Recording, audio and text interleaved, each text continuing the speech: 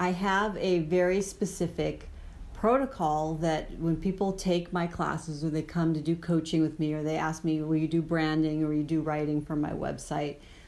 I take them through this process, which is, we're calling it an archetypal presentation, but the official title is the Plunge. So this kind of comes back to my mermaid archetype. And, mermaids are very much associated with pleasure in a lot of different forms, and also pain, the other side of pleasure. That's another conversation. That's the master class, maybe. I'm going to run you through like some of the questions, and this is the thing. Most people, I send them this questionnaire ahead of time, and then they have time to really think about it. I sent you a couple of the questions, so you kind of know what I'm going to ask. Right. People have such aha moments when I use this in workshops. So I think... Like I might start crying. Well, I don't know. I don't know. It's happened. It's happened. It depends on all the energies in the room and what's going on for me and what happens here. Okay. Yeah. I'm ready. So the first question is, think of one character that you really loved as a child. It could be book, film, mythology. Okay, one has just come up, and of course I'm trying to ignore that one and see what else comes up. Oh, tell me. I know, it's weird. Anne of Green Gables. Anne of Green Gables. She comes up for a lot of people. Really? She does. She's a common one, which is cool. Okay. So tell me why you love Anne of Green Gables. I think because of her free spirit and her independence. Now, of course, this is how I'm remembering her. I'm not actually sure if this is who she actually was. There's something about her finding herself, finding her home, right?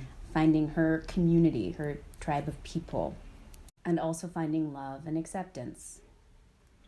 If there was a superpower that she has, what would you say that superpower is that you admire the most in her? I'm seeing the image of her red hair keeps coming to my mind. What does red represent to you? There's fiery and passion, and now I'm thinking Mary Magdalene because I'm a Mary Magdalene devotee, because Mary Magdalene is often associated with red hair, right? Passion, sensuality, but also authenticity, fully being herself. I mean that in the sense of her getting to define herself for herself, self-definition, rather than taking on what culture or society is trying to name and put on you. Would you give a nickname or a special name to that power? Now I'm having the Beyonce song coming to my head. All right. This is why I love this. It's like free association. It is so free association. It's really fun. Great. And it's like all the single ladies song is coming, but I know there's some independent themes running through many of her songs. So superpower, I don't know, just this sense of being fully embodied in your female body, and sensuality and the power that comes with that. Not power over, but just to be fully alive, and just the joy and the pleasure and of being in female embodiment. I think that there's some superpower around that. Okay. It's a huge superpower. So maybe we call the superpower red, because I keep seeing red, like your comment about red. And you've got the red lips, the red rose, and I've been Mary Magdalene, and the whole life. Studying red ochre and its symbolism as regenerative blood and stuff like that. What I love about seeing you go through this process, and I see a lot of people go through this, is you begin to see your archetypal essence, who you are is what you're attracted to, what you find pleasurable, what you love, and also, there's also what you detest. That's really fun too, to go to those characters as well. I don't think we need to go there for today. Sure. I think we should do another episode, our master class on pain, pleasure, and the shadow. Done. Ooh, yes. That would be juicy. For your branding, I would, obviously say, well, there's got to be obviously a lot of red there, or tones of red. And also find out, when you think of that joy in your body and that coming home to your body, and that's this journey home, journey to find home. There's so many ways you could take all of that and make web copy, make social media, how I help people find their core messaging. Like, you're really aware of archetypes, and as part of what we're studying or have studied at Pacifica, and you're aware of mythology, and you've been immersing yourself in the Mary Magdalene essence for so long. But I'm sure you've probably never really connected Anne of Green Gables with Mary Magdalene. It's just, Nope. They seem so far removed, but are they? They're not. They're not. So this is connected to my dissertation topic, which is menstrual blood. Oh, right? that's right. Yes. Red. It's all about red. It's all about red. So your superpower is really coming in and teaching women how to be in their fullness, their joy and self-acceptance, and being home in their body. Right. I mean, you just said it. Right. By describing the character. And it's the most, I think, succinct and simple way to get to what the core is of your archetypal essence. And that is the essence you want to be putting out to the world, and drawing people to your work who need the red superpower. Right. Well, my God, I need a red cape. You need all kinds of, yeah. Oh my God, this is so transformative. But yeah, so I'll go through workshops where I'm like, I'll have 20 people. And even if we just get the chance to do have 5 people talk about it and have me question them, everybody else is like, whoa. Yeah. Because again, we know from our experiences that hearing others' stories moves us. It does something to us. It alchemizes our own story by hearing someone else's. So the final part that I would say, if you guys are playing along and maybe you wrote down your answers to my questions, would be, think of something, it could be in your life or in your business, that you're not sure how to solve. It could be a problem, it could be a conflict with another person. So try to think of something. So in my doctoral work, I consistently have this pattern of, there's patterns of perfectionism and writing and rewriting, but there's a lot of confusion keeps coming up, and a friend has called it trickster, where I keep feeling like I'm confused and I don't know what I'm writing about, or I'm confused and I don't know how to move forward, or I'm confused and nobody will talk it out with me.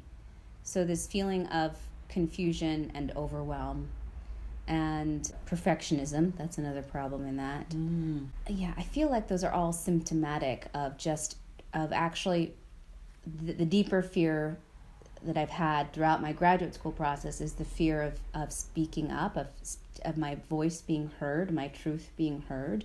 The first graduate paper I wrote, I felt I was so afraid that I was going to be burned at the stake, like so much fear coursing through my body for saying what I needed to say around a female experience. And that's been kind of a repetitive experience for me. So I think that's actually the underlying thread that's happening, is that these roadblocks keep coming up because I'm afraid of proclaiming what I want to proclaim about female embodiment and what it means to be female and feminine experience. Fear, that's my big roadblock, is fear. It's a lot of people's roadblock. Yeah. Entrepreneurial, well, because we're facing the unknown. Yeah.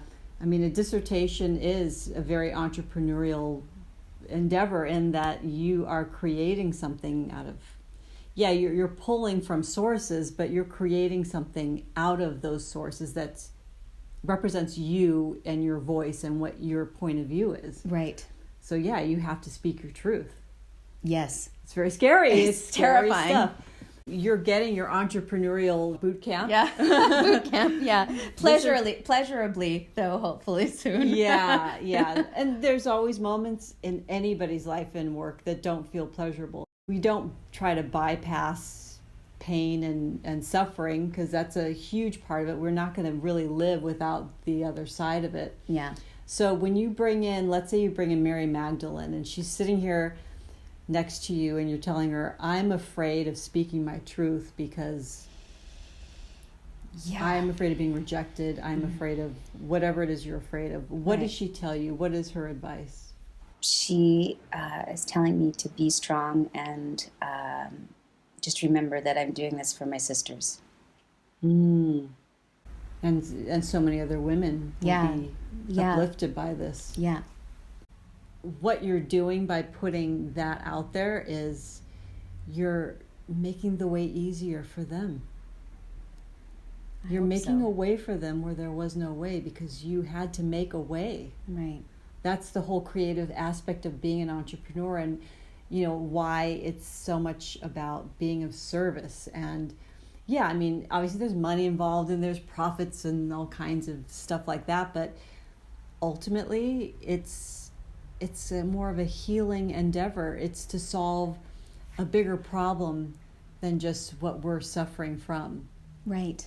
Just from, walking you through this, you're so on brand with who you are. Wow, yeah. And I think a lot of people don't always see that, that, oh, yeah, who I am already is perfect. It's exactly where I need to be. And I think that's why I like doing this work so much, because it brings people home to themselves. Yes. And makes them go, hey, I'm pretty damn cool.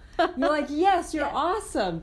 The plunge that we just did, but it was basically to show you and show the audience how something as simple as who are my favorite characters, and what are their qualities and what do I love about them, and then you start to see I'm already that person. Right. I've been that person, and that's why I'm attracted to this whole thing. Yeah.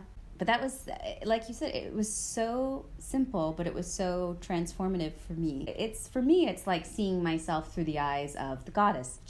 Again, why I talk about Journey to the Goddess, because for me, it is about seeing myself fully through these different archetypal lenses. Beautiful. Thank you so much.